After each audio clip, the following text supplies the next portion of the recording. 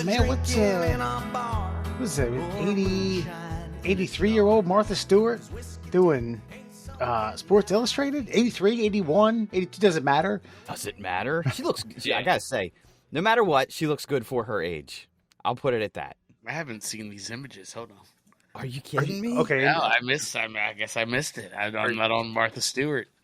Are you doing this with, listen, because I thought so too, and I still do think so, but are you making that opinion or that observation based on the fact that you know that stuff's doctored up by professionals who are touching things up? I'm going on, like, even chicks that are in their early 20s who are blessed enough to make the cover of we'll put it this way, the yesteryear Sports Illustrated issue, even they're getting touched up just a little bit. Mm-hmm. And you're not turning that down. So I don't mind that she's getting touched up a little bit for Sports Illustrated. What I'm saying is she looks great for her age. Because you have to put that caveat for her age.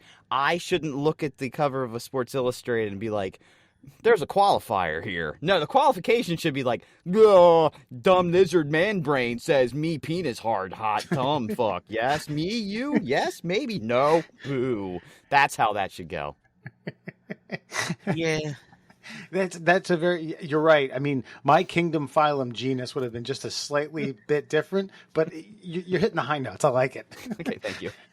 Yeah, I mean, this is the first I'm seeing of these pictures. Like, yeah. I mean, she's dressed like she's dressed like you know, like the single cougar at a fucking resort vacation. You know what I mean? Like she's this the lady that like snuggles up next to the 25-year-old youngin by the bar and fucking teaches him a thing or two about life in Mexico. Yeah. You know what I mean? You know what I mean? Like, so I'm okay with it. It's a very Samantha Jones a la Kim, there's a Kim Cattrall vibe from Sex and the City. Up the hair a bit. Yeah. It kind of reminds me of the old school. What were the pictures all the girls got when we were in like middle and high school, early high school? The glamour shots. Glamour shots, yeah. Not yearbook. No, the glamour shots. Like they went to like I don't know where they went, where this magical place was. It was like the Olin Mills of like pedophiles. Were like, let me use you up a little bit. Get some rouge on those cheeks, sweetheart. Richard Mills. We've talked a lot about Olin Mills. Well, I know, but I'm just saying, there was a specialty photography place that only the girls and their parents knew about, and they would go get the glamour shots done, and it had to be some creepy like oh, I'm gonna make you look 30, baby, even though you're only 14. I'm gonna make it look like you and I could be an atom. And they got their pictures done. They bring them in, and only certain people got to have their little snapshot of them to put in their wallet. And they did that to Martha Stewart at 81. They just they took it the other way, though. I do think she's an attractive 80-something-year-old woman. I was gonna say, you said 81.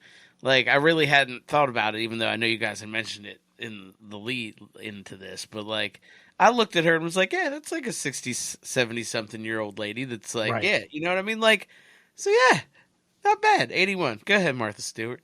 You did time in the Fed. Fucking, now you on a beach on Sports Illustrated, living life. You know, one of the not very well publicized or not too much publicized rumors was that her and Dave Letterman were in Bumpin' Uglies. Right.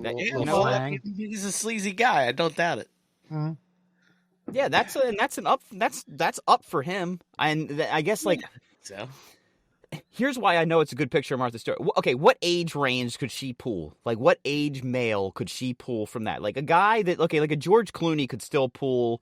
What do you think? Like a hot like early mid-30s chick if he so chose, if he wasn't married and all that jazz. Is he flashing off his money? He's just flashing off his chiseled handsomeness, his age handsomeness. George Clooney? Yeah, that's fine. I think he can get. I think he can get like a late 20s. Late 20s, okay. Yeah, there's like that small subsection of women that I think would be like, ooh, yeah, look at this older man. But like he might be like just old enough that generation of like 21 and 22-year-olds is like, ugh. No Yeah. thanks. See, Okay. You know what I mean? when we get famous and we do our own sketch comedy show, we have Clooney on as a guest. The way that skit goes is we're like, the conversation we just had there, and it pans, and George Clooney's sitting with us. And like, all right, time to go out, time to prove one of us wrong. And Time to shine. he pulls a girl in his late 20s within 2 minutes, and Al's like, told you. Told you guys. He's suave. He's debonair. He's got that, he's still got those handsome, good looks. But what I'm getting at is with her, like, okay, she could probably pull a guy in his 50s, single, Well, looking to mingle. It's weird because We're talking about Martha Stewart. Yeah. Nah, bro, I'm telling you, she nails down like a late 20s, early 30s young man at a fucking resort. men are Yeah. shameless. Men are Yeah, Yeah, shameless. men are fucking shameless. I don't know about that. Look, I mean, I'll go out on a limb. I'm not gonna speak for Wes, but if we were both single, she would take one of us down at a fucking resort. If me and him were there palling around, single guys, all Drunk you can enough. drink. Yeah. okay, but what I'm getting at, okay, now, see, you're talking about Martha's on the prowl here, okay? Yeah, absolutely. Martha's got her bear claws made fresh Yeah. out of the oven, just going out to wow Like I'm not somebody. necessarily chasing it, but I'll make that bad decision. What I'm saying Yeah. is, what's the age male that would chase that? Oh, See, the other way around. I'm saying that, like, and same thing with Clooney. I don't think a late 20s chick, I think a mid 30s, early 30s chick might go and say, hey, look at that handsome old man at the bar. I'm going to go nuzzle up to him. Some girl with a little class, a little sophistication, can talk to older men. Yeah, okay. Yeah. Not, yeah. not See, I think intimidated the by. Yeah. 30s, you start to flirt with like some of his just nostalgia. You know what I mean? Some of like there was, you get the late 30s girls. They was watching ER as young ladies, developing ladies. You know what I mean? So. Yeah, you could get a little bit of that, and I think it skews the results. I See, don't that's know, what- man. that's what what's I'm- chasing Martha Stewart? Yes. I still think a dirty dog of a 21-year-old will fucking get after that. You know what I mean? Fresh off a And it's, breakup. and or it's something? like 4-inch inseam shorts and shit. You know what I'm saying? Like, yeah, he's gay. I think so. Okay, but I'm saying we're talking about a resort like where there's other people your age. Because I mean, come on, really? Like if you're like in your early, Yeah, I'm 20s, only really setting this on a resort. I don't know why, but I am. Yeah, I because that's feel where like all that's this how it goes. Yeah. Oh, by the way, you had said what was it? Like girls in their formative years watching ER. See, that's what I'm going for. Like, what's Clooney now? 60? yeah, We'll something just like that. okay, 20 years from now, girls in their formative years like, oh, I listen to the Middle Class Souls every week. You inspired me. I was wondering what you look like. You're more handsome than I thought you would be in person. Lord. Now look at you guys like, wink, wink. Told you. I'm shorter than I am now. Like it's gonna be terrible. I love that Alan. We know Alan's like sub 5'5", and on the video he's always like the lowest one. Like usually sitting down it evens the fucking table, but nope, not in this scenario. Yeah. Yeah. Actually, the way we have our split screen set up, it goes like, I don't know if you guys can see it. Yeah. It wasn't as like that I last make week. myself big because I have a small man complex. So I have that, and then it's you two over here, little tiny heads. Middle Class Souls, everyone. Foxman, Alan, and Murr. Yeah, listen, I kind of tend to agree with Alan on this, though. Not to circle back on this about just a young, shameless man. He said some 21-year-old like, yeah, fuck it, I'm a holler. Well, the question I have for both of you though is this. Obviously, I don't know. Is this a shameless promotion by Sports Illustrated? What's the tact here? If you're in the sales pitch meeting and you're like, we're going to put Martha Stewart, we're gonna use her up, and we're going to get her on the cover. Like, who are they going after? The guys who originally bought the first Sports Illustrated, like that are of that age now? They're like, I just wish I could see a hot chick my age on the cover. And they have to go get an 81-year-old Martha Stewart. Is this a part of like the everybody's included culture? What's the motivation for putting Martha Stewart on the cover of that magazine?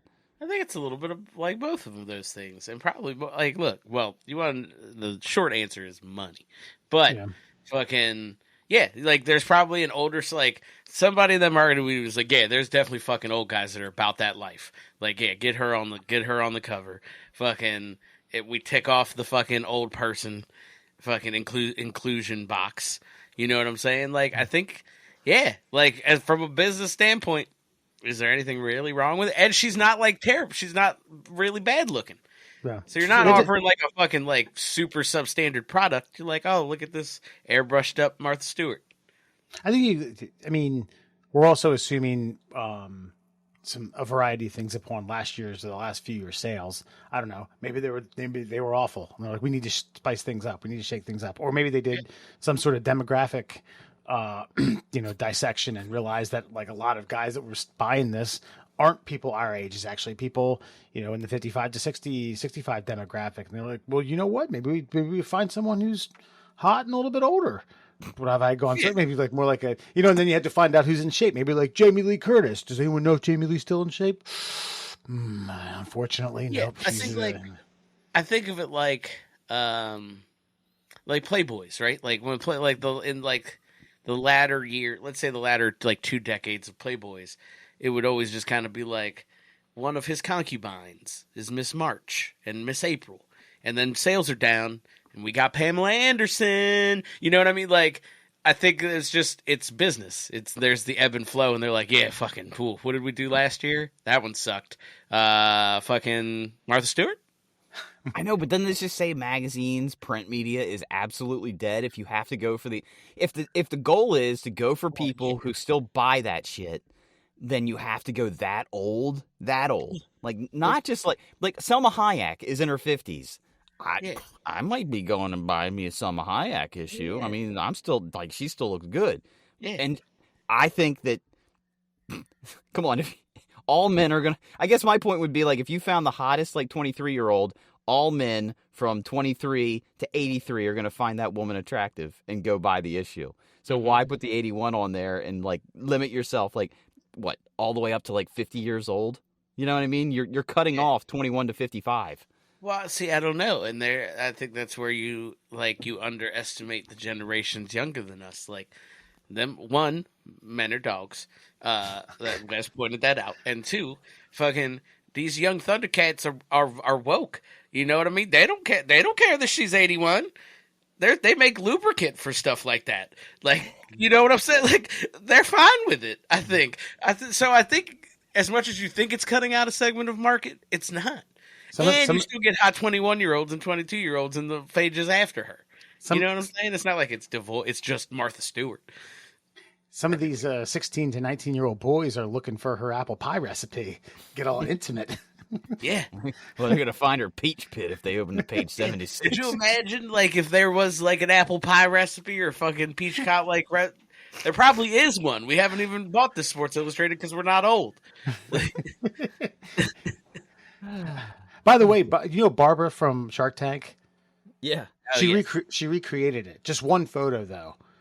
So, if Barbara's the one, how old's Barbara? 74. Okay. Barbara's 74, and and that's the one with the short hair, if I'm correct. Yeah, correct? That's right. Yeah, I think so. She looks like a old Maria Navratilova. Is it up there? Well, I mean, here, you want me to share it? Oh yeah, I'd love to see. If you have one, I haven't. It's just proving Sports Illustrated's point is like, yeah, I want to see it. Thought you teed it up. I'd still take Martha Stewart. Yeah, I would too. Well, plus 7 years, you know. You said, what did you say, Martina Navratilova? I was going to say Mary Lou Retton, but well, I feel like if maybe we traded heads, if we traded bodies, I feel like Barb might have a better body. Because I feel like what Martha's doing there is she's leaning the gut on top of the thigh, and it's playing an illusion there. And I think Barb is actually in like decent shape. I don't know. Barbara's looks a little more edited than even the Sports Illustrated one. There's definitely some tighter cleavage going on. That's for sure. Right. They definitely give her a little kind of a tie in the back corset look type thing going on. Well, I mean, hey, good for the ladies. Good for the older gals. Was it hot older woman summer? Moral of the story is I don't hate it. So and the more I'm thinking about it, the more I guess I'm like not dreading like the future. You know what I mean? Like our women are obviously going to deteriorate in some capacity, but as long as they deteriorate on the side of like aged beauty, it looks like we're going that route. Like we all are, like Wes and I are in our 40s. I think we look pretty good for our 40s. We don't look like the 40. Dude, somebody showed a picture of Mr. Roper from Three's Company. Yeah. He was 53 years old. Yeah, that guy. Mr. Roper was 53 and looked like today's 73. Also, I think it was a lot of fucking clothing. Like, clothing didn't do people any fucking, like, you know what I mean? I see pictures of my dad in his 20s, and I'm like, God damn, you were like 45, 50. You were old as shit, buddy. He was like, I was like 21, asshole. I'm like, Jesus Christ. All right, well, that's weird. Yeah. Definitely, like, I think there are a matter of, like, what you're talking about, generations looking younger as time moves on, like you just pointed out. In our cases, Mur. But I also think, and I was thinking about this today, where there's just some people that look old really young, and there's no matter how you style them, no matter what you do with their hair, no matter what you do with their Just for Men on their beards or whatever, they just get. For instance, okay, so I've been following my buddy's daughter's state softball. Like, they're making a run at the state softball championships. They ended up losing, but I remembered the team that I played on that made it the furthest, and we lost in soccer in the regional finals to Hereford, which is North Baltimore County, and they had two dudes on their team that were like balding, and I don't mean like they had the Mr. Roper fucking like unicorn or horseshoe around the head or whatever. I'm just talking about, like, in 5 years they were gonna have to make a decision. Do I shave this motherfucker? And this is like, these guys are 17 years old. So some people just get old quick. That's true. Mm-hmm. You're not wrong. I'm trying to think of somebody who aged before our eyes, and somebody who de-aged before our eyes. Like Nicolas Cage is actually kind of, I think if you go back and look at us, Raising Arizona, he's the guy you're talking, he's the high school kid you were talking about. He was going bald. He's looking real squirrely. Those teeth weren't going to make it much longer. And then all of a sudden he got some money, and Father Time reversed itself pretty quickly. And then you got somebody like Johnny Depp, who lasted a long time looking real hot. And now look at him. He looks like a beach ball they keep fucking like reskinning somehow. It's all puffy and just like, ugh. All right. There's one, Puffy. He's done all right. Did you see that commercial? The Super Bowl commercial? Yeah. He looks weird. I don't know what he did, but it didn't go well. And I think that's why he's got the beard. I think he got Jim Palmered. I think he got a few too many skin tightenings, and it's like, sorry, P, we gotta get you some fake hair for this face now. They wound it up so tight it ripped a little bit, and they were like, "Oof, ooh." All right, well, we got to move your hairline back now, sir. Sorry. Don't worry, we're gonna do a scalp expansion to make your head bigger. We overcranked it just a little. Crank. Folks. All right. Well, we're gonna bring back a special guest, someone who hasn't been with us in a few weeks, someone that's knowledgeable, well versed, and can potentially see the future in a few types of things. And tonight we're going to be talking about mainly 3 different articles that deal with artificial intelligence, but this man's intelligence comes from a different source, purely mythological, philosophical, and bullshitty. Tonight, folks, is Nostradamus. Nostradamus, thank you for joining us. What's up, brah? Just got off the course. Nostradamus, how'd you shoot? Like shit. It's mid-90s, fucking trash. You couldn't... Nostradamus, I have to ask, did you visit Long Beach over the weekend, brah? Look, I've been spending some time in California. All right? Don't judge me. I don't know what's going on. Lay off, bro. Turn the new leaf. All right, I apologize. I'm working on some of my improv. Anyway, please continue. Doesn't sound very wizardly or spiritual. Brah. Hey, All right, everyone needs a hobby, all right, man? Fair enough.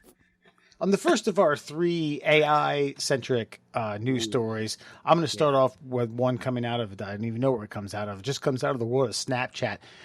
Karen Marjorie, 23, has 1.8 million followers on Snapchat.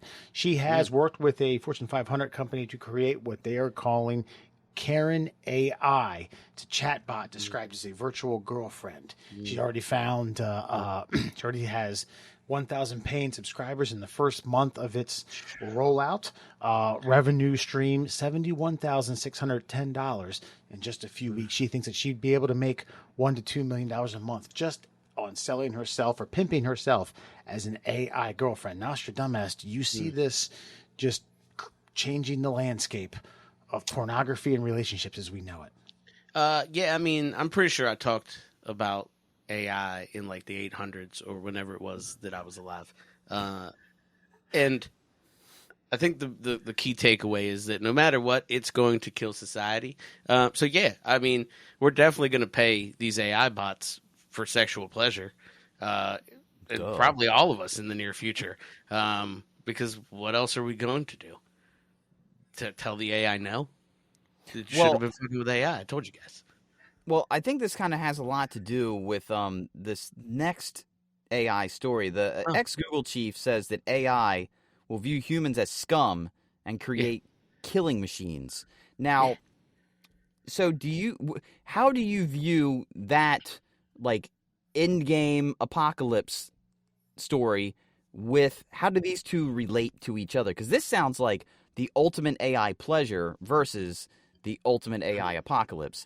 How do they coalesce? How do they come together, and how do they differentiate?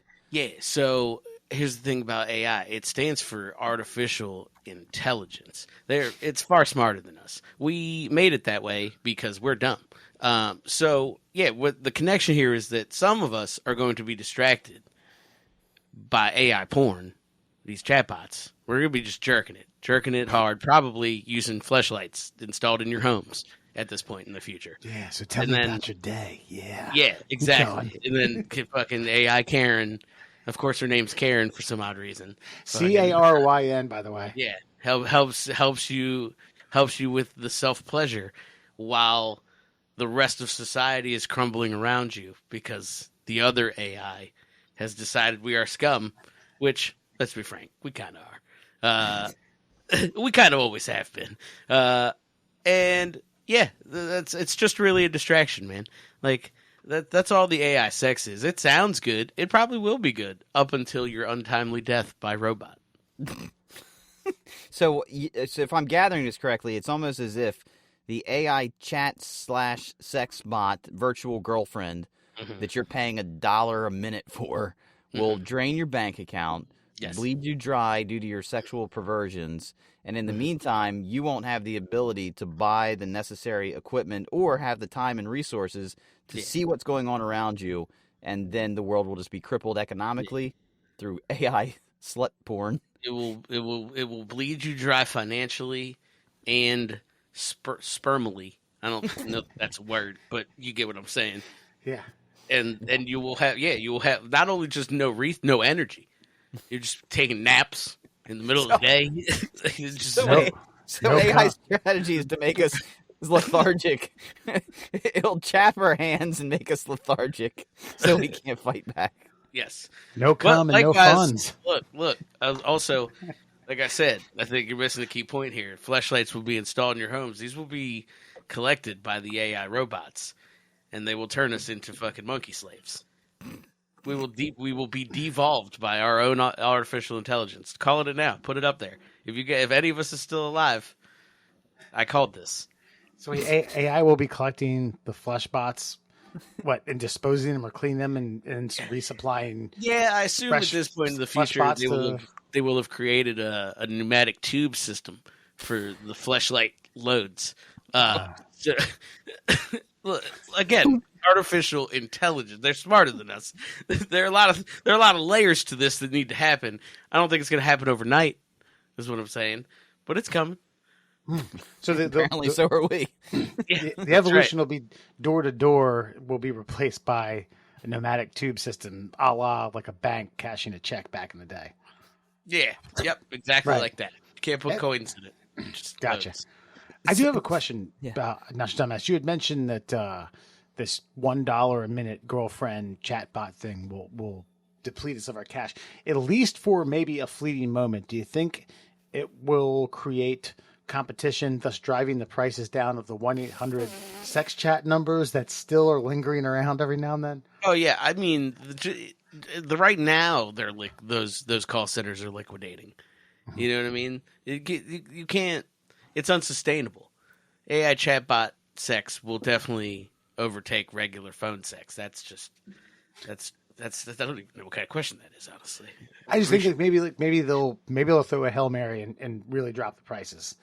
You know, he's like, I they mean, can't compete with AI on the sex talk because you look, have a Martha Stewart who isn't as hot as Martha Stewart on the other end. He's like, yeah, what do you like to do? look, Yeah, but see this. I don't have any inside knowledge, but I think copper phone lines are going out of fucking style. So But see this. it seems pointless. The infrastructure is about to crumble. To AI's credit, like Wes, this like blends the best of both worlds. You've got like the Bertha with the voice of just I don't know, like spun silk, mixed with the AI like sex image that you want to see, and they can seamlessly line the two up, and it's just like, okay, here we're on to something. Like she knows what I like, and it knows what I want to see, and now what I feel like what Wes is saying is like, and maybe this is just a new game plan for AI, is hey AI, if you drop the price a little bit, even some schlub like me will try it out. Bring it down to a quarter a minute, and I'll give you 5 minutes. I mean, you know what I mean? That's not a whole lot of grit.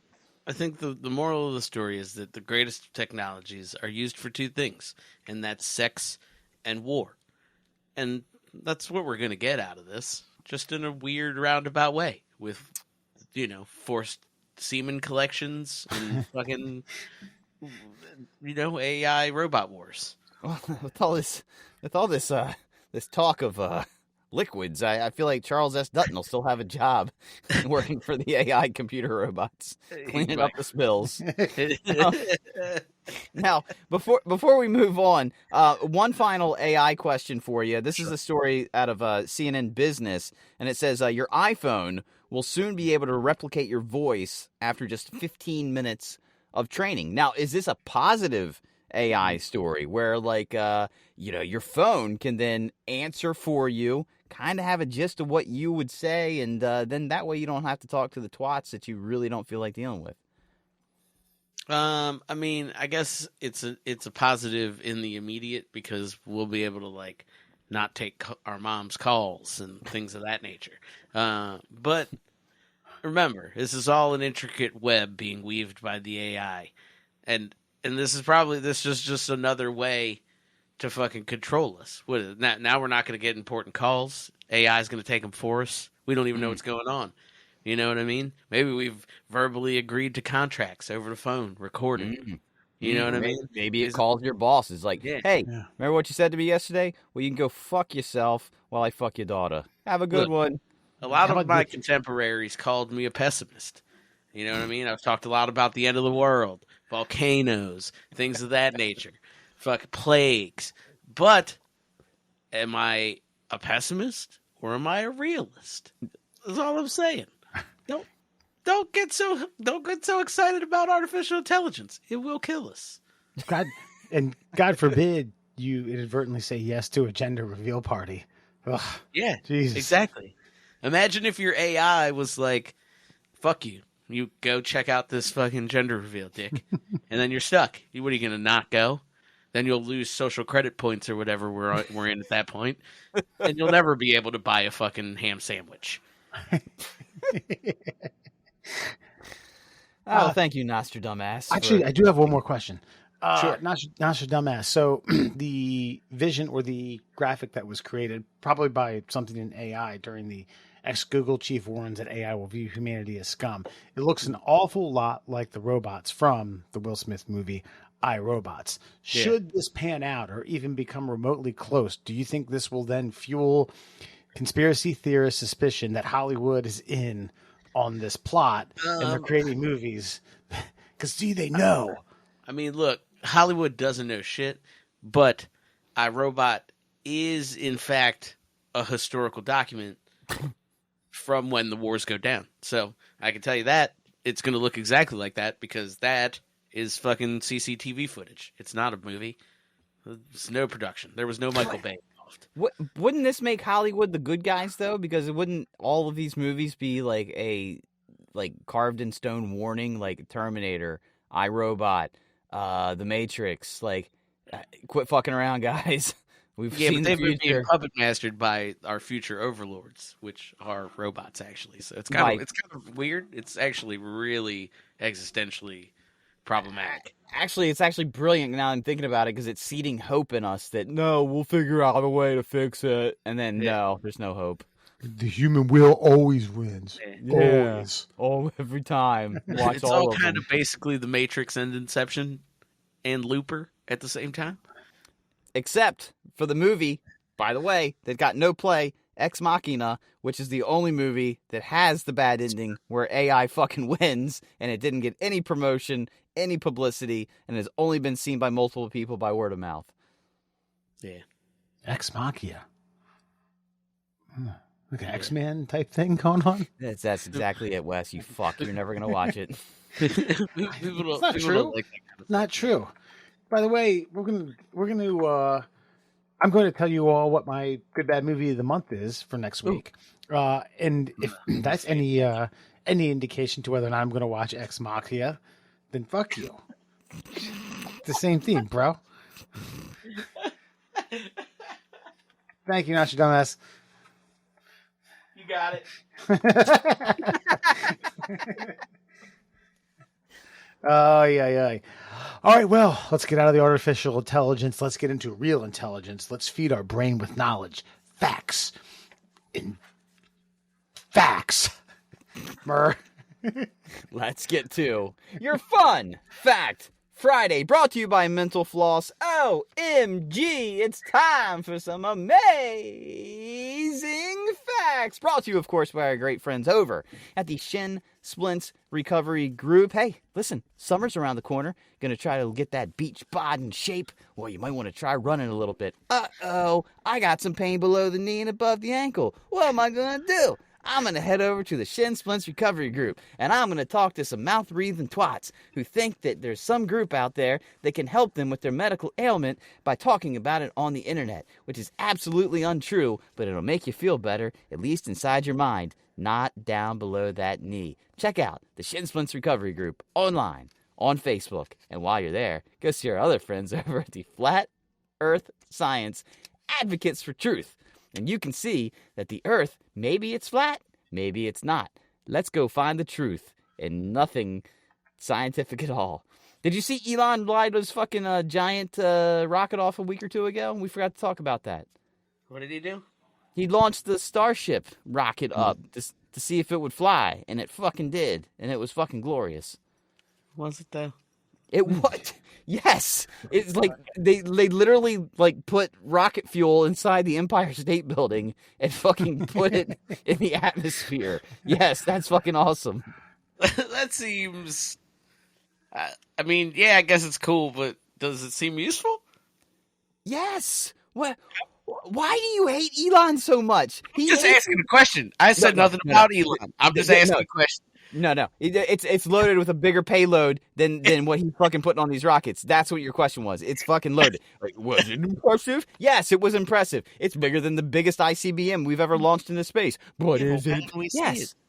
Huh? Elon rocket. Then why didn't we see this shit then?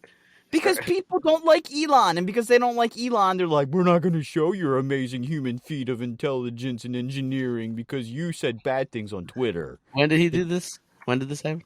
2 weeks ago. 2 weeks ago. All right. I mean, it's on the New York Times. Is this the thing that fucking blew up? Well, it wasn't supposed to land. This one was the one that they were just like, does it fly? And it does. And actually, it did. Here's what happened. It did so well that it actually started its like landing procedure, but it was never designed to land. So they're like, we don't know what to do now. It's flipping in the air. We didn't make it to separate, and so they just blew it up. That was awesome too. God, they blew up in the stratosphere. I was reading about it. Like they blew it up in the stratosphere? Yes. So probably a cover for spraying stuff. That's right. It was probably filled with barium and fucking. I think my light fell. All right. Well, while Alan, You didn't see that one coming, did you? Not your dumbass. All right. Well, It's already back in 1850. Fuck you. grab the candles and let's get this party started here. Did you know? In 2004, a rogue monkey began terrorizing residents of the city of Patalia in India's northern Punjab region. The monkey stole food from homes, ripped the buttons off people's shirts, threatened kids with bricks, and once even swiped someone's math textbook and calculator. To keep the marauding jungle creature off the streets, Indian officials sentenced it to monkey jail, a now defunct detainment center in Patalia that was reserved for ill-behaving primates. Wow, Monkey they prison. couldn't even catch it and take it somewhere in the wild away from the village. They had to create a fucking monkey jail. Yeah. Animals. Damn animals. Aren't those called That's zoos? ridiculous. So they made a zoo? Well, No, this sounds like jail. more than a zoo. This is like monkey jail. Because look, I've been to the Baltimore Zoo. Like I'm looking at those guys, and they're just like fat and happy. Like, whew, no more Yeah. lions. We're cool. Woo! And like they could leave when they want. They're just there to like chill and stay. And essentially, there's this plexiglass there, so they don't rip one of your arms off in like a moment of like sexual heat. You know, that's all our zoos are. Over there, that monkey probably would have found its way back to civilization just to terrorize some more. I just respect it for threatening a kid with a brick. If you're going to threaten a child, a brick is absolutely the right way to go. I wonder I if don't kids know. just got.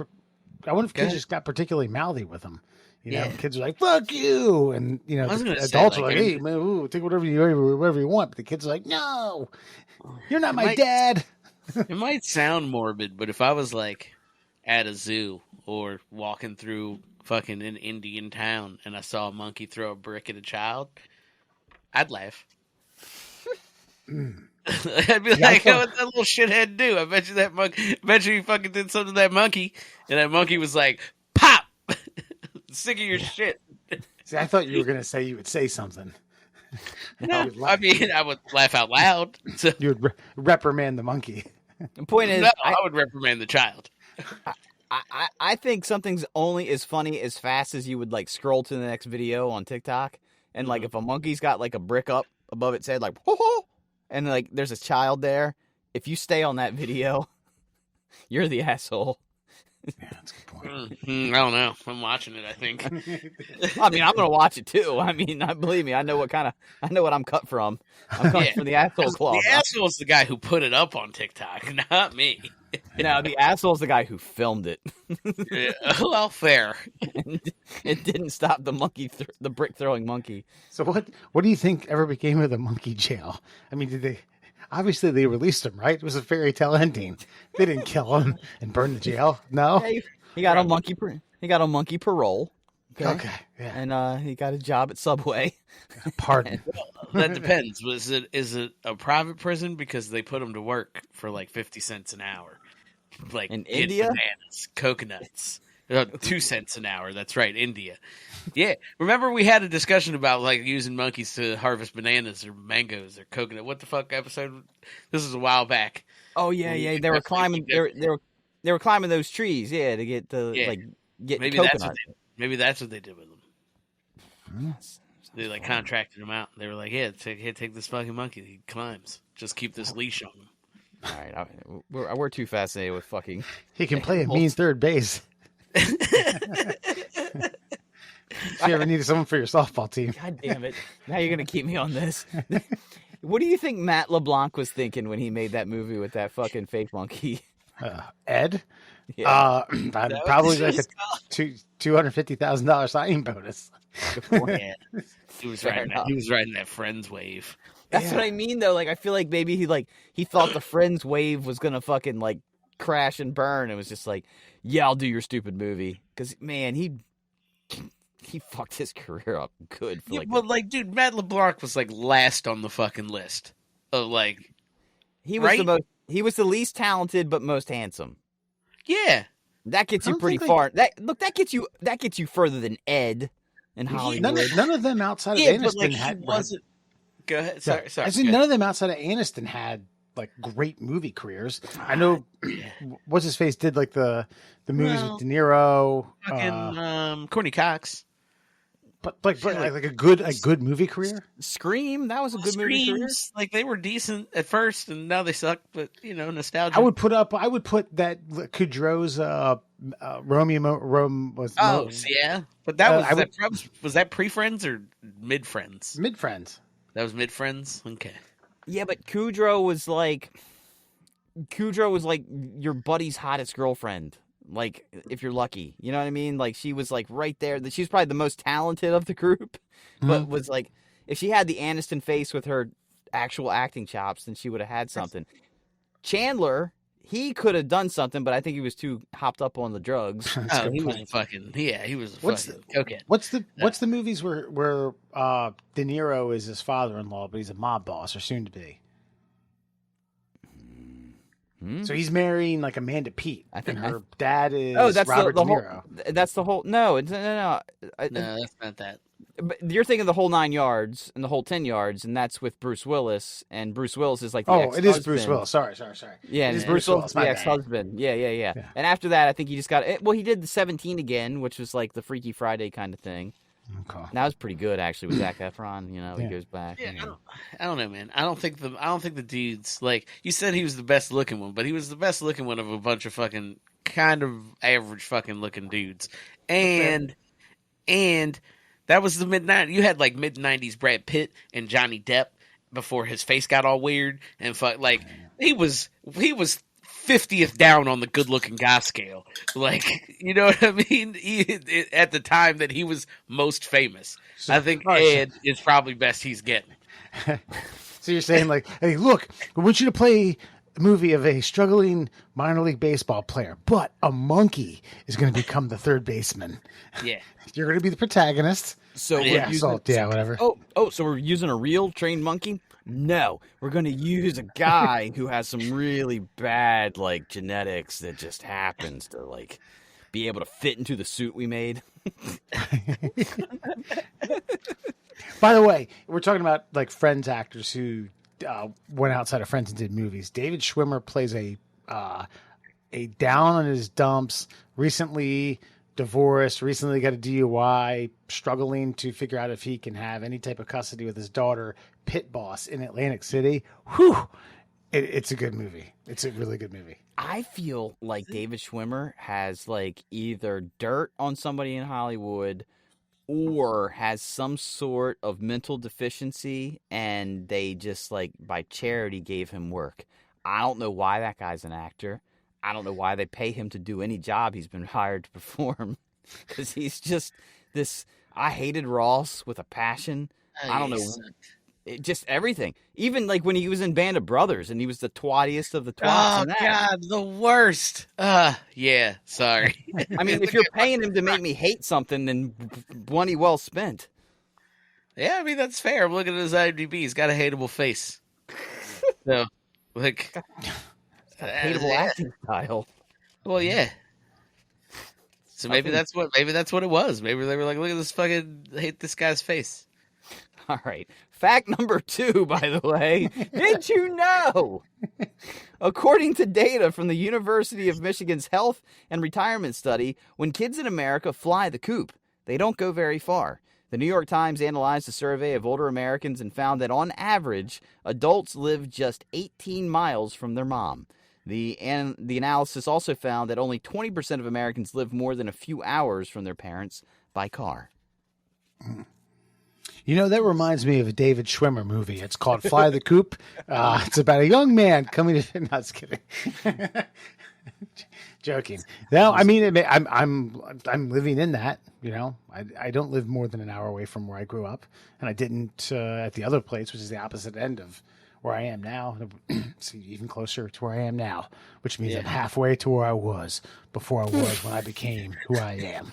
All right, Kamala Harris. Because I'm living in this moment, which is made of time, and time is right now, and right now is a part of time.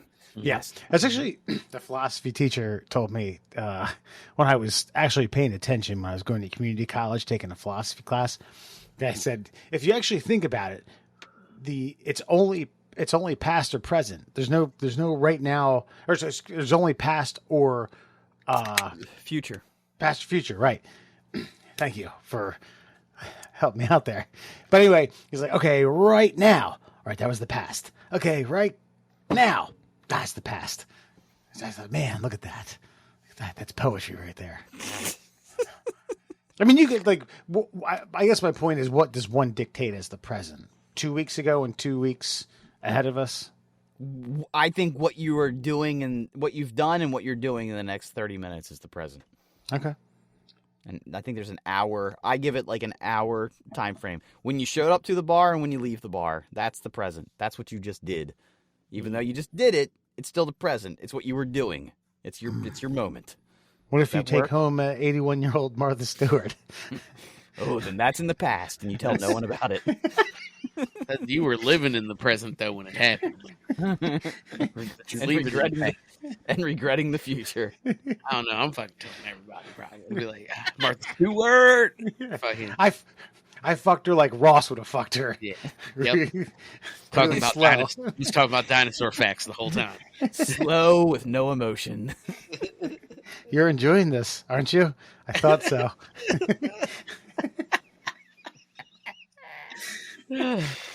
What was even the fact? Oh, where we live. Alan, how far do you live from your parents? Empty nesters. Not far, like a half hour. Okay, yeah. And I'm like, I moved back. I was 3 hours away, and now I'm like 2 minutes away. And bottom line is, like, honestly, it Really makes standard though. Yeah, like, it makes 100% sense because, like, if this is, I think the generation before us was probably the first generation, one of the only generations to, like, all right, guys, see you twice a decade. See ya. And everybody fucking moved for jobs. And then we realized, like, this is weirdly unnatural and we shouldn't be doing this. Like, we should be living in a community of our own people because that's how fucking we've done it for millennia. That's how we survived to this point. Our fucking community and our species thrived by this. So, yeah, it just makes sense. There's probably a genetic fucking magnetism to all this thing. Yeah, I mean, it's just we're not like most humans don't fucking like major change. It's just easier to do, right? Like it's easier to just stay here, go to school near here, get a job near here. Like, yeah. And you also, I mean, like, and you'll notice in Friends when they were moving out of the apartments, they did not feel all that comfortable. You know, they gravitated back towards those two apartments across the hall from one another. Mm-hmm. Okay, all right, moving on.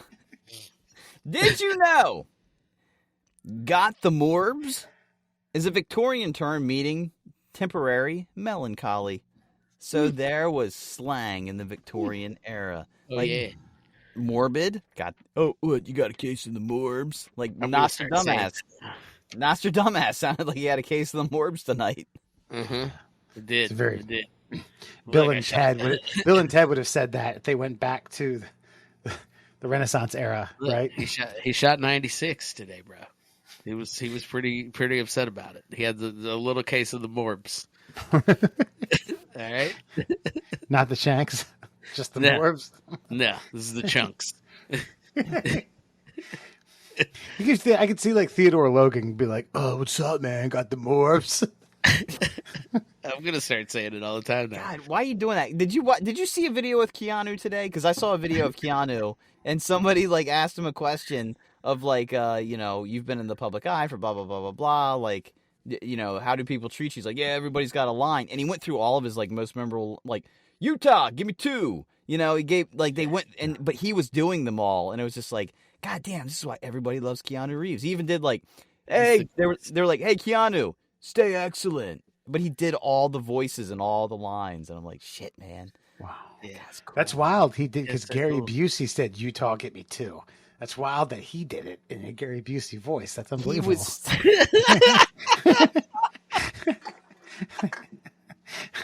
I'm kidding. Come on, man. I'm joking. America's dad. Utah 2. Hey, I was going to say something actually. Oh no, did I see a Keanu Reeves movie? No, this is going to be very nerdy of me. I'm preparing to watch the one that came out last year on Netflix. It's like Matrix. Oh, Revolutions. No, not Revolutions is the third one. They came out. Netflix produced one. No, like last year. It wasn't Netflix. It was on HBO Max, and okay. It was done by Warner Brothers, who made Gotcha. all the movies. You're preparing yourself to watch it. Like, what are you doing to prepare? I just doing YouTube scenes of the Matrix. Why don't you just watch The Matrix? I've watched it 1,000 fucking times. Then why do you need to watch videos? Just give me the cliff notes, and let me get up to speed. What do you need to? You are such a weird character. You are a strange. What do you man. mean? I like to catch okay, I can catch the Matrix in 11 to 12 clips on YouTube and be like, okay, I've watched that movie. Because there's fucking context that you miss in between the clips that you're not watching that you didn't see. Like, if you're really talk to me, do I miss context in movies? Yes, you miss. You are the least contextual person I know. That's nonsense. We've gone over some random Charles S. Dudden movies lately. Nick of Time, which you always seem to forget the plot of every time. I know. I'm fascinated by how much cursory information that you retain, but how much specific information fleets just gone. Yeah. Thank you. Yeah. All right, then let's quiz me on the Matrix. Let's see what you got, smart guy. Well, I don't. What do you want? What do you need to know? My. I don't need to know anything. Give me a trivia question. Give you see, this is what I'm getting at. It's like you want specific points, whereas I'm more of an overall philosophy guy. Like, where does Neo fall into the Messiah philosophy? See, he's bailing out. He's bailing out. Not bailing out. You just can't bail in. Did you know a 2005 study published in the journal Nature found that people can't totally sink in quicksand. We actually float in it because we're not dense enough to sink in the mixture of sand, clay, and salt water. Even if someone struggles and wiggles like they're told not to do, the most a person will sink is probably just waist deep. It's all a lie. It's all a lie. I seen Bear Grylls. Yeah, that's the first thing I thought of. Yeah. I'm like, all right, watch. Boom. I mean, I think he also shows how to get out of it. Is the real trick not necessarily you're not going to fall and drown in it, but it does take some technique to get out of it. You could get stuck there and then thus die from dehydration or starvation. Yeah, yes. That, or if you do get up to the diaphragm, around nipple area, then it could suffocate you. The density could, okay. I think that's the bigger thing too, is people panicking, right? So once you get up there and you're breathing heavy and you're freaking out, you could die. You want to try to lean and pancake yourself. Keep them palms flat and keep trying to just slowly. Yeah. Like you're trying to grind on a 81-year-old Martha Stewart. Slowly. This is where some people got miffed about what was the Bear Grylls show called? The first one? I think it was Man vs. Wild or some shit. Okay. Yep. And he legitimately did that. I know the episode you're talking about. He does a pencil dive toe first right into it.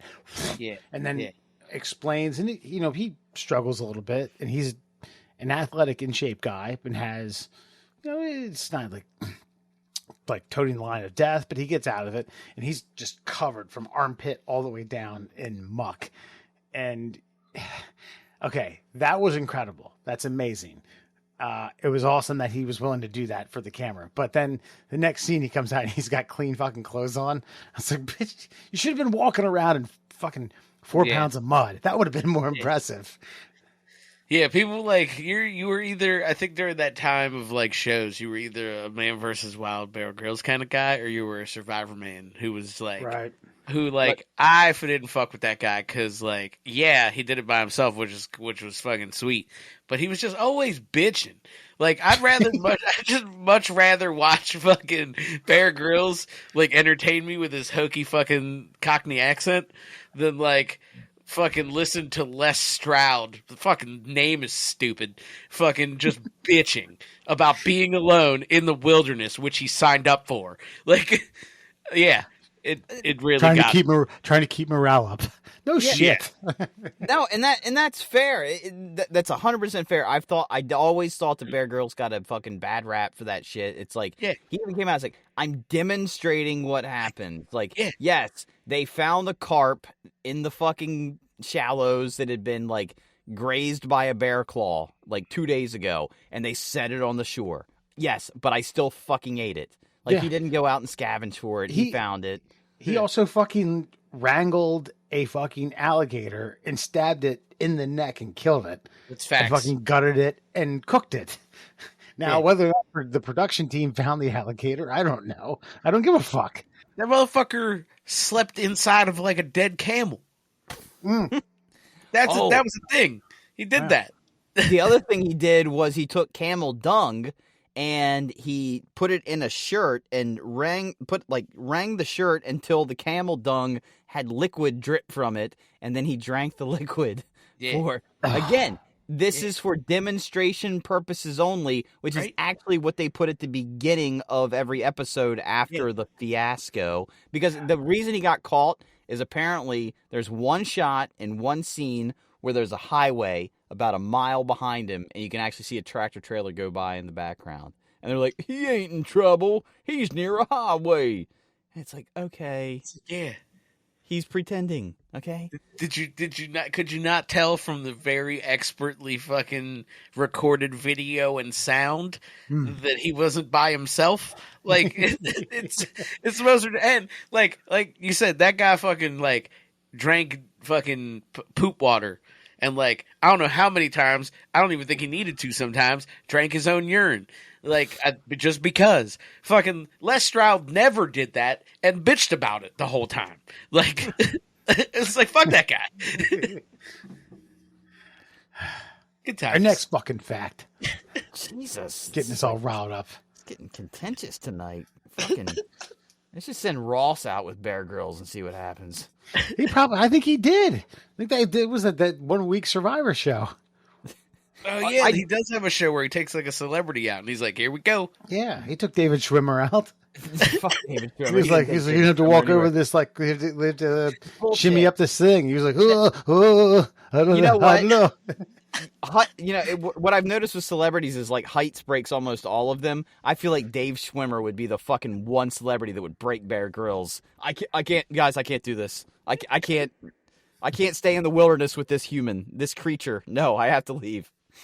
Come on, you can withstand David Schwimmer. No one can stand David Schwimmer. I gotta get out of this. I'm tapping. Did you know, in the early 1920s, the Anti-Flirt Club established itself in Washington, D.C. with the purpose of fighting catcalling and other unwanted attention from men in cars on the street?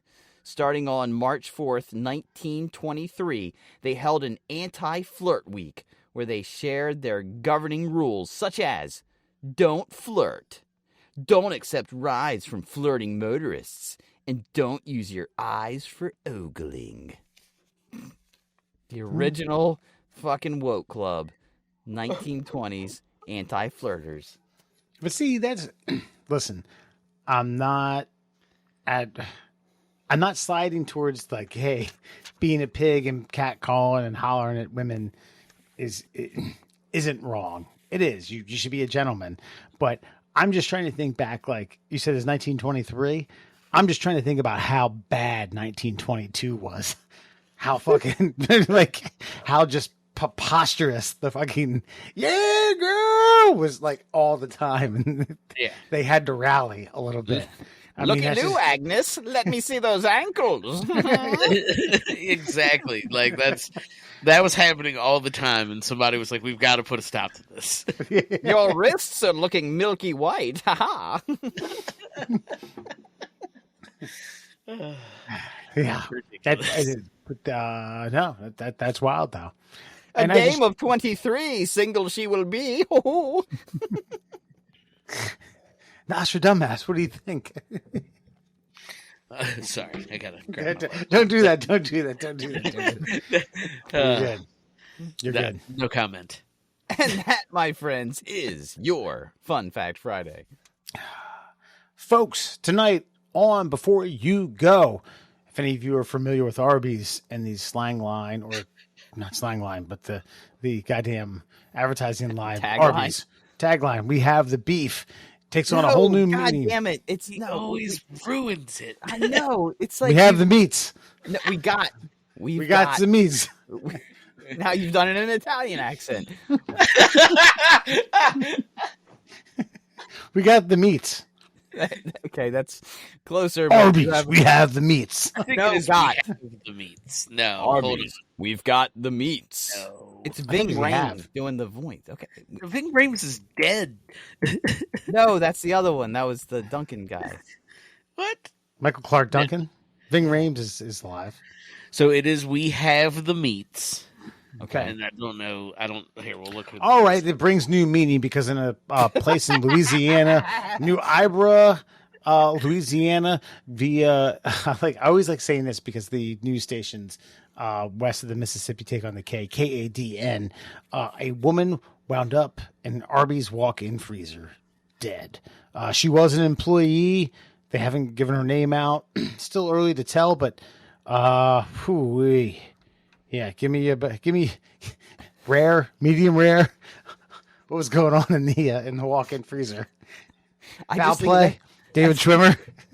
I just think of that scene in fucking like Goonies where Chunk gets fucking stuck in the walk-in freezer. He's looking at all the ice cream, and all of a sudden this dead body starts coming towards him. Somebody went in there to get the fucking like aioli fucking sauce that's been sitting in a plastic bag frozen for 3 weeks, like to thaw it out, and just all of a sudden here comes Edna. Yeah. Damn. Okay, so I thought Ving Rhames was dead. First of all, glad we cleared the air on that. The voice, and yep. Sorry, Ving Rhames. I know you listen. I apologize. Think Ving Rhames is an Arby's eater? I mean, Yeah. it's probably free. So yeah, I mean, yeah. I mean, but he doesn't eat like. Who's turning down a free big beef and cheddar? You tell me that. I don't know. After learning what I learned today, Okay, all right. So wait, this chick was she was an employee. she was. Okay, was she still on the clock? Oh yeah, she definitely didn't clock out. Yeah. She clocked out. Right. Could be hazard paid too. She could double up. I don't know. I think that's wage theft at some point. I wish I had actually done my due diligence and come up with like a billion fucking puns for this, like I wanted to do. So bottom line is like, how often is anybody going in this walk-in freezer that they're just now discovering the body? I mean, it could be innocent. Like she went in there again to go like pull out like the beef chunks, and then just like had a heart attack or a stroke or something, and just like slumped down. Like this comes back to like all those shows, like the John Tapper thing, the Bar Rescue, and all that. Like, when was the last time you cleaned this freezer? What's the date on this bag? What's the date on this bag? And who's not going in to check the fucking walk-in? I always think like, what's this right here? What's this? I don't know. Kicks it. Oh, what is that? Oh, it's a human body. Are you kidding me? Oh, now it's not even fresh. I want you to smell it. Smell this human body. Smell it. It's decomposing in a walk-in freezer. It's unacceptable. Mike, Pete, come here. Take care of this. I'm leaving. I'm leaving. I'm quitting. I'm not even going to help you because you don't deserve my help. This person deserves your help. This creepy, man. I mean, I was actually, when I worked at an IZOD in Perryville, Maryland at the Outlet Mall, you had you walked out the back door. The back door had like a tunnel system where all the other backdoor like storage areas like were connected to it's kind of a tin or aluminum covering that fed you out towards a few dumpsters, so you could like throw all your shit out. And then, like a few months after I quit, coincidentally, a body was found there. Really? Coincidentally? Yeah, that's yeah. Well, they mean it was tied to the New Jersey mafia. So, Murray, you know me. I mean, I'm always going to Jersey on weekends. But it's so. I mean, I'm not saying this is tied to the New Jersey mafia. It's in Louisiana.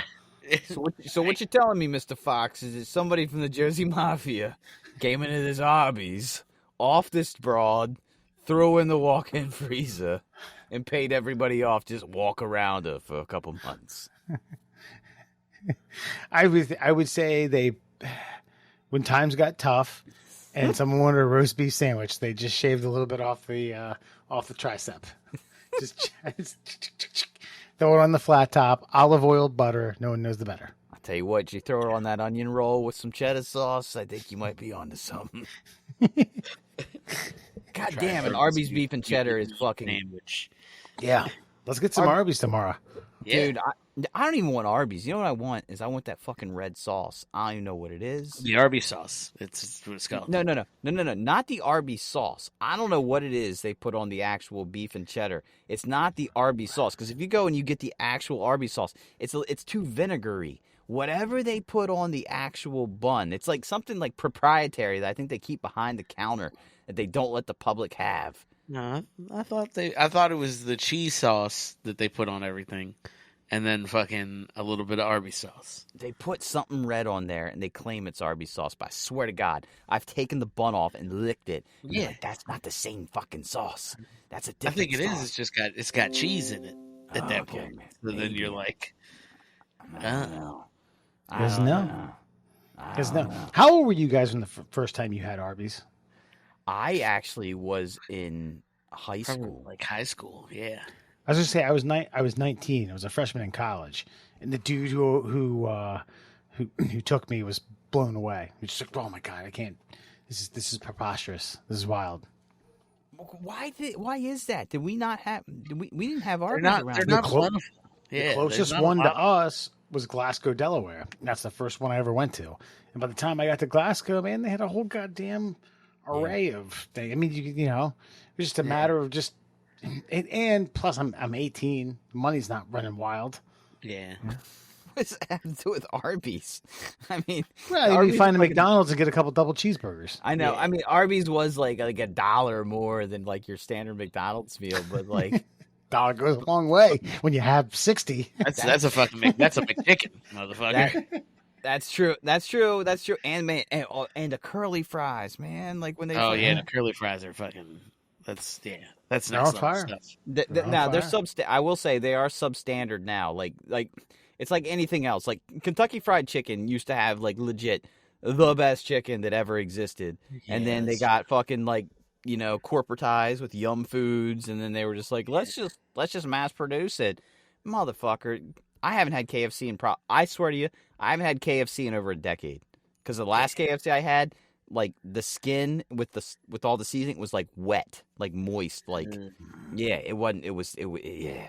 And the last curly fries I had, the fries weren't crisp, the seasoning wasn't there. It looked like they looked, but didn't taste like they should. Do you remember KFC's honey barbecue? Like they had the wings and the boneless.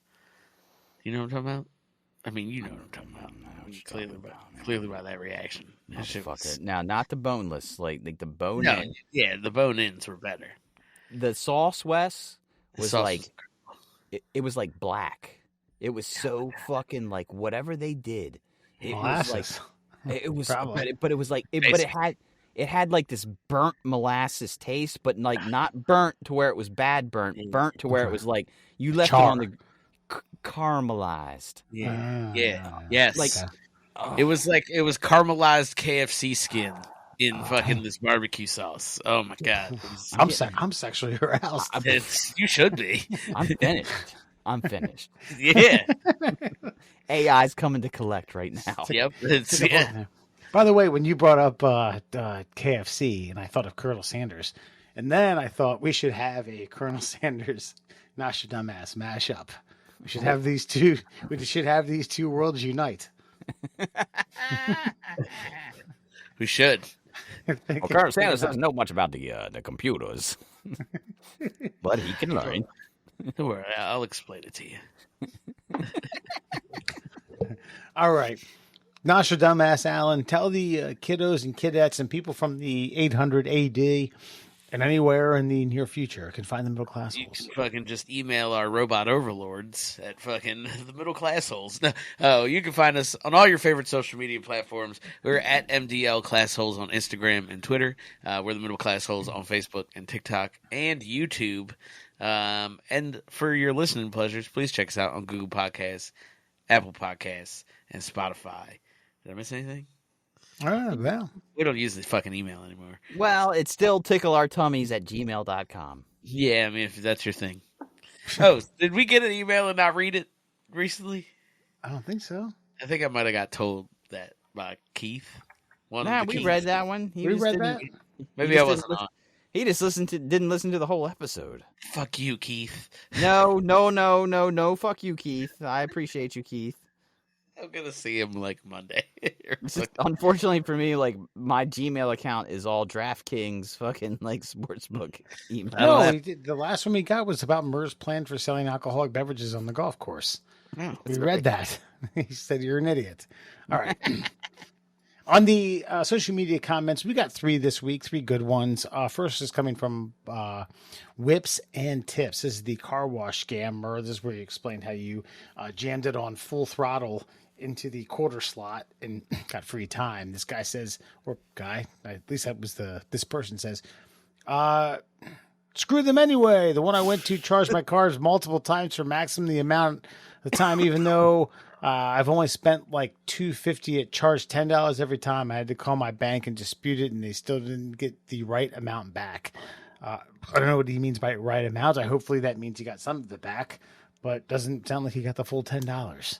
Yes. Well, you know what? I've got to say, I've had nothing but pleasant experiences with modern car washes. In fact, I was in an automatic car wash, and it shut down, and I looked over at the wall, and it's like, any questions? Call this number. And I called that number, and some lady answered, and she's like, oh, where are you? I said, Rising Sun. She's like, okay, what stall are you in? The furthest one to the right. She's like, oh, number 2. Boop, boop, boop, boop, boop. She's like, okay, did it squirt water on your windshield? Yeah, it just did. She's like, okay, hold on 1 second. And she reset it, and it fucking went again and fucking washed my car. And I was magically impressed. And I was like, wow, okie doke. Here we go. Artificial intelligence meets modern intelligence. Look at That's that. right. See? Yeah. Beautiful world. You wait until that thing fucking cooks you inside your car. Man.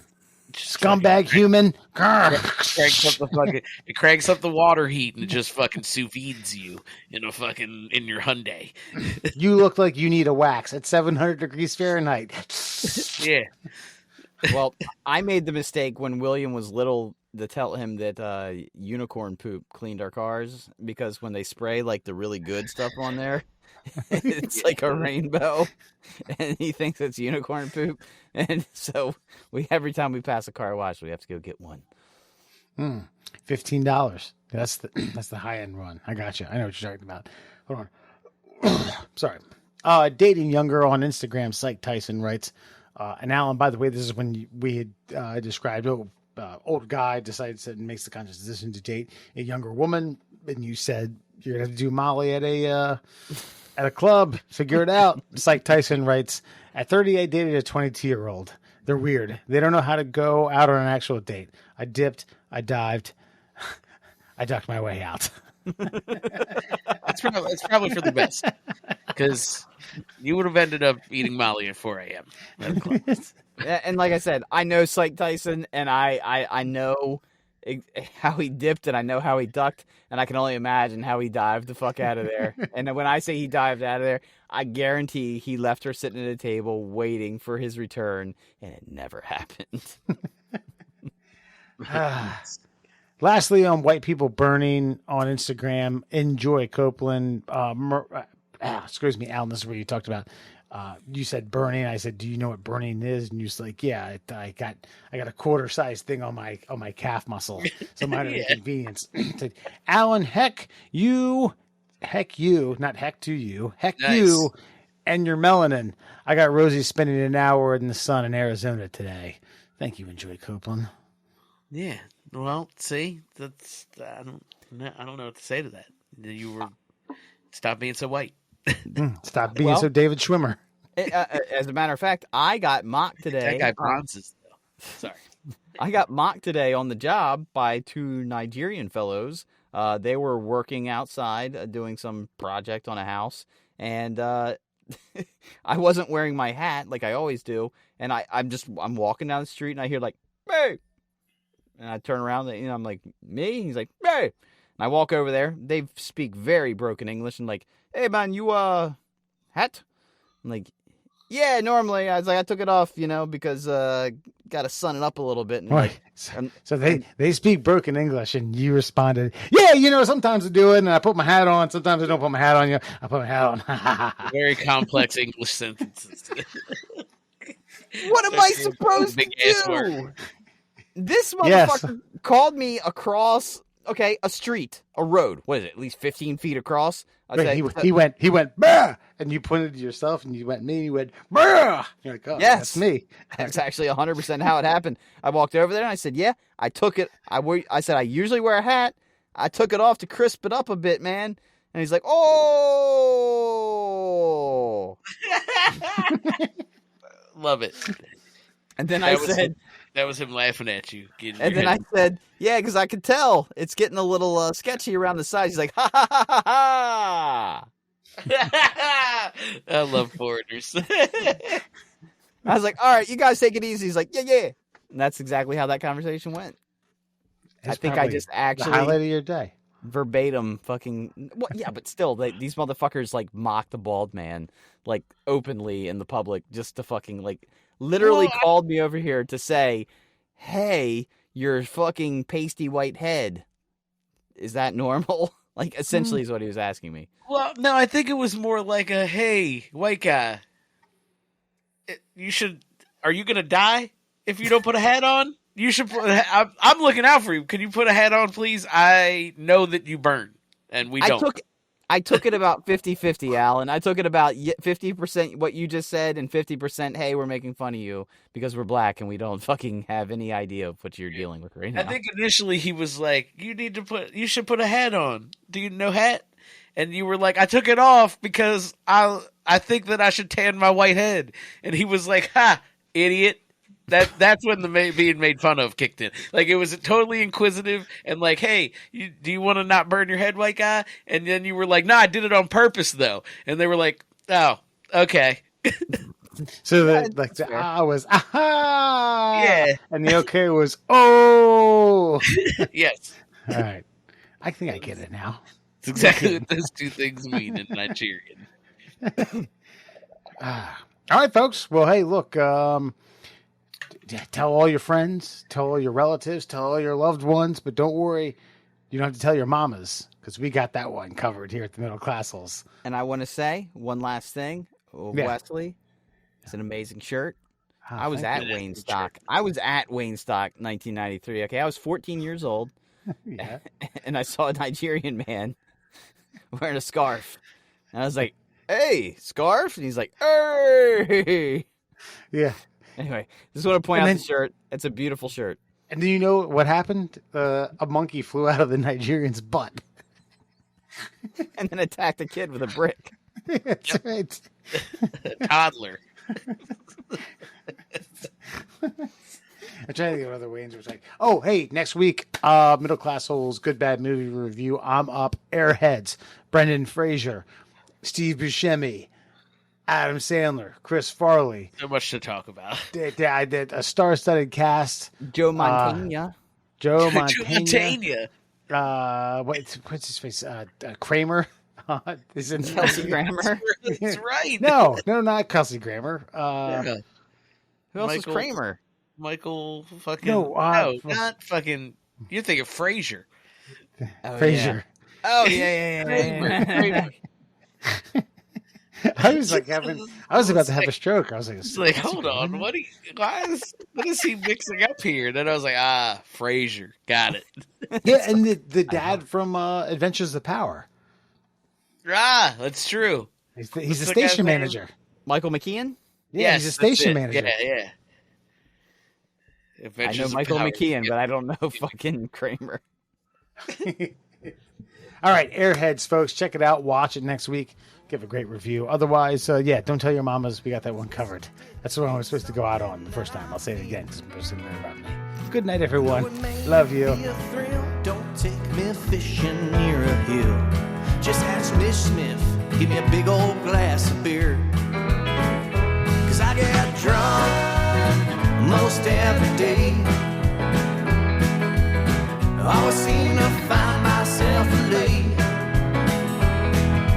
Might be on as fuck, I'm still riding like a pup.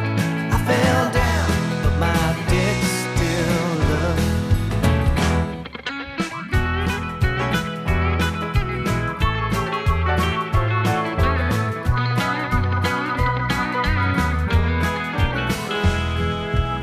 Well, sometimes I may need a hand when I'm just too drunk to stand. I don't need your sympathy, keep your judgment too. 'Cause you just give it a little pull, and my dick's strong like bull, ready to satisfy my woman the whole night through. I get drunk most every day. Everyone knows Scooter is a gay. Might be on his fuck, I'm still riding like a pup. I fell down, but my dick's still up.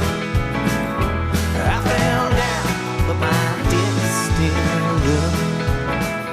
I fell down, but my dick's still up.